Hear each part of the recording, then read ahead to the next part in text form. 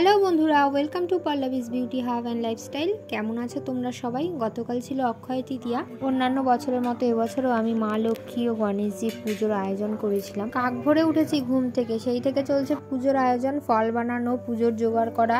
মা এই অসুস্থ শরীর নিয়ে প্রচণ্ড হেল্প করেছে। ঠাকুরমশাই অর্থাৎ ফুলু মামা চলে এসেছিলেন ঠিক সকাল 7টায়। তোমরা অনেকেই জানো আমার স্কিন কেয়ার আর কসমেটিক্স প্রোডাক্টের একটা ছোট্ট বিজনেস আছে, সেটা আমি বছর 3 আগে শুরু করেছিলাম। এই বছরই আমি প্রথম অক্ষয় তৃতীয়ার দিনে মা লক্ষ্মী ও গণেশজির পুজো করেছিলাম।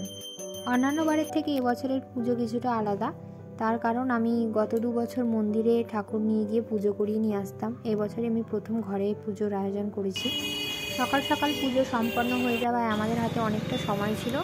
সকাল 10টার সময় আমার ছানাটিকে নিয়ে চলে গিয়েছিলাম দমদমের বিখ্যাত হনুমান মন্দিরে।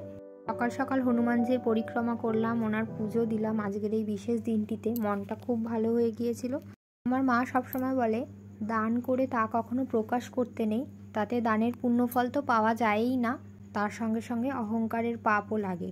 আজকের এই বিশেষ দিনটিতেই আমার গুরুদেব পরম ধামের উদ্দেশ্যে যাত্রা করেছিলেন, তাই নিজের সাধ্যমতো কিছু অবলা জীবকে সাহায্য করার চেষ্টা করছিলাম।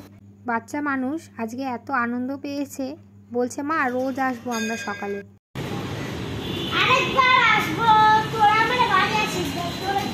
কেমন লাগলো পায়রাকে খাইয়ে? কাউকে কিছু দান করার মধ্যে যে এত আনন্দ, সেটা আমার কাকা উপলব্ধি করেছে, তাই জন্য এত খুশি। আপনার বাড়ির ছানাটিকেও এটা ফিল করার সুযোগ দিন, দেখবেন ওদের খুব ভালো লাগবে। দয়া, করুণা, ভালোবাসা এই বিষয়গুলো সন্তানরা আমাদের অনুসরণ করেই শিখবে।